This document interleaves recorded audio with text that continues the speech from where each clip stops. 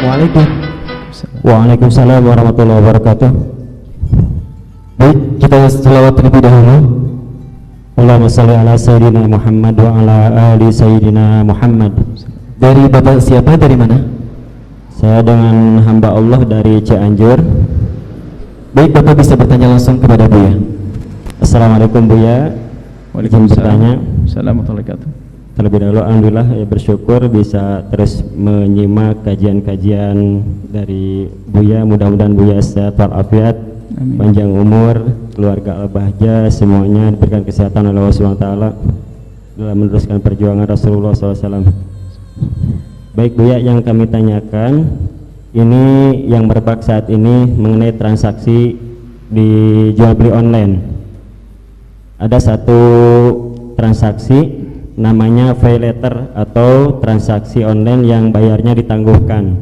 Gimana? Namun yang apa yang ditangguhkan? Bayarnya ditangguhkan. Ya, kan ada 3 kategori pembayaran. Yang pertama bayar dulu baru dikirim barangnya. Kemudian yang kedua barang tiba baru dibayar. Nah yang ketiga ada pembayaran yang ditangguhkan. Biasanya minimalnya 1 bulan. Namun dalam transaksi yang poin ketiga itu yang ditangguhkan ada beberapa syarat dan ketentuan, diantaranya ditangguhkan pembayarannya namun ada biaya penanganan jika 1 bulan pembayaran penanganannya sekian persen. Kemudian ketika lebih dari 1 bulan ada bunga sekian persen, dan ketika ada keterlambatan pembayaran itu juga ada bunga penambahan dari pembayaran tersebut. Nah pertanyaannya, apakah transaksi tersebut benar atau tidak, karena hal tersebut sudah menyebar di masyarakat saat ini yang banyak menggunakan transaksi online. Baik, syukran Buya. Assalamualaikum warahmatullahi wabarakatuh. Assalamualaikum warahmatullahi wabarakatuh. Transaksi online, jual beli online itu ditinjau dari fikih pertama ini ada dasarnya dulu. Jual beli online itu sendiri boleh atau tidak ya? Jual beli online, apakah barang datang atau bayar dulu, yang penting jual beli online. Di dalam hal ini ulama berbeda pendapat di dalam masalah untuk dianggap sah dalam transaksi jual beli adalah seorang pembeli harus mengetahui atau melihat barang yang dijual dengan pasti. Kalau kita membeli sesuatu yang tidak pernah kita lihat, bai' majhul, maka tidak boleh. Itu dalam madhab kita Imam Asy-Syafi'i. Maka dari sini kalau kita transaksi online, jual beli online, menurut madhab Imam Syafi'i tidak sah. Tapi madhab kita kan banyak untuk dalam masalah muamalah khususnya, seperti madhabnya Imam Malik rahimahullahu ta'ala, madhab Imam Abu Hanifah. Jadi seorang pembeli tidak harus tahu barangnya. Kalau madhab Imam Malik, yang penting ada apa namanya ciri-ciri yang disebutkan, muwasofatnya atau apa ya. Kalau barang komposisinya atau apa. Menurut madhab Malik, asalkan sudah disebutkan tentang ciri-cirinya, lalu dia cocok dengan ciri tersebut, maka dalam madhab Malik sudah dianggap itu tahu barang yang akan dibelinya, sah. Tapi madhab Imam Abu Hanifah nggak pakai itu, sah aja biarpun kita nggak tahu. Cuman semua fuqaha itu pasti ringan di sini akan berat di sisi lain demi keseimbangan, keserasian dan kebaikan. Nah, di dalam madhab Imam Abu Hanifah dan juga madhab Imam Malik itu, setelah transaksi seperti itu diperkenankan, maka ujungnya juga akhirnya sama dengan madhab Syafi'i. Ujungnya apa dalam madhab Hanafi? Harus ada khiyar. Jadi biarpun madhab Hanafi, saya beli sesuatu nggak tahu barangnya kayak apa, yang penting beli oke. Tatanya setelah sampai kepada saya, barangnya nggak sesuai, maka saya berhak untuk membatalkan. Khiyar, karena memang tidak sesuai. Jadi khiyarnya di sini baru memilih cocok atau tidak cocok, cocok tidak cocok.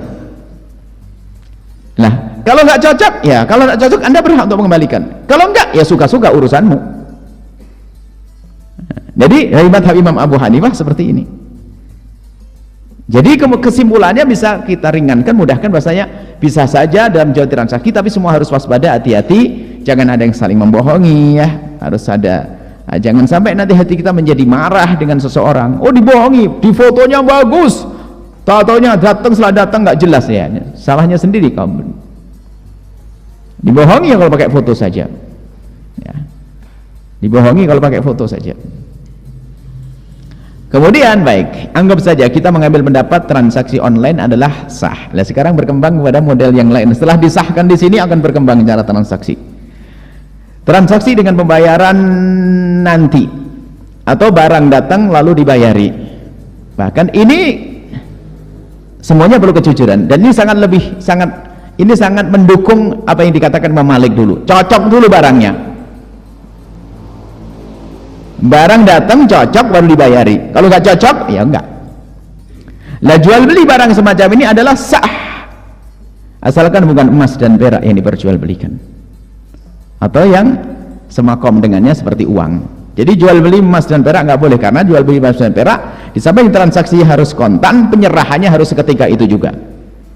Tapi kalau menerima barang dulu kemudian bayarannya nanti, nggak sah kalau emas dan perak, masuknya riba. Baik. Kemudian ada lanjutannya, model yang lain lagi adalah bayarnya boleh bulan depan. Barang datang sudah kita pakai, bayarnya bulan depan. Kalau bulan depan ternyata nggak bisa bayar, maka terserah bahasanya cantik-cantik. Nggak tahu tadi apa katanya tambahannya? Nggak, dia nggak nyebut bunga. Kalau bunga jelas itu bunga kan. Nggak, bahannya apa? Wah, terserah pokoknya. Dikasih nama si cantik, si jelita, si ini sama saja bunga. Itu tambahannya, itu kasih nama yang bagus-bagus. Lah itu karena apa? Permasalahannya barang setelah saya terima, saya punya utang uang, utangnya ditambah, makanya riba. Ribanya di sini jatuhnya. Kecuali dari awal sudah ada transaksi. Dikasih tambah tempo, ditambah tempo dan ditambah nilainya, seperti orang kredit. Mobil ini saya jual kredit kepada Anda dalam tempo 1 tahun. Kalau Anda bayar kontan sekarang 50 juta, tapi kalau 1 tahun 70 juta. Ini dalam penawaran. Lalu Anda mengambil, saya bayar 1 tahun, kemudian setelah 1 tahun 70 juta. Asalkan transaksinya Anda memilih salah satu dari 2 harga, ini bukan yang dilarang seperti kesalahpahaman sebagian orang dipikir ini menjual dengan 2 harga. Oh tidak. Kalau saya menawarkan barang saja saya dengan 5 harga, kemudian kesepakatannya 1, ini jual beli dengan 1 harga. Contoh, kalau kredit 1 tahun 70 juta, 2 tahun 80 juta, 3 tahun 90 juta, 4 tahun terus. Pilih mana? 1. Saya yang 5 tahun 100 juta. Oke. Berarti transaksi 1 harga, bukan dengan 5 harga itu. Nah, kalau begini, kalau misalnya ada transaksi tempo itu tambah, kemudian dari awal sudah disepakati, tidak disebut riba. Misalnya tadi sudah bayarnya 2 bulan deh, cuman kalau bayar 2 bulan harganya beda dari awal transaksi. Berapa? Kalau kamu bayar sekarang harganya adalah 100.000. Kalau 2 bulan 250. 3 bulan 300. Wah, kalau sekarang nggak punya duit 3 bulan aja deh, karena kalau saya bisnis kan kayaknya jalan ini. Oke, saya ngambil yang berarti kayak bayarnya nanti saya mensepakati harga 300.000 tapi 3 bulan. Tapi kalau kesepakatan harganya sudah oke dari awal, bayarnya bulan depan, tak taunya di bulan depan itu kok nggak bisa bayar, tak taunya kemudian kasih tambahan, itu riba. Dari ungkapan pertanyaan terakhir, dan ini adalah bisnis yang sudah banyak tersebar, jawabannya sederhana. Anda orang beriman bisa memilih cara bisnis yang benar kok, kenapa harus mengambil yang nggak benar? Kan masih ada cara yang lain. Kecuali Anda dimasuki tamak, hawa nafsu, pengen segera untung dan sebagainya, Anda masuk malah tidak berkah. Selagi tidak boleh, masih ada cara yang lain lagi.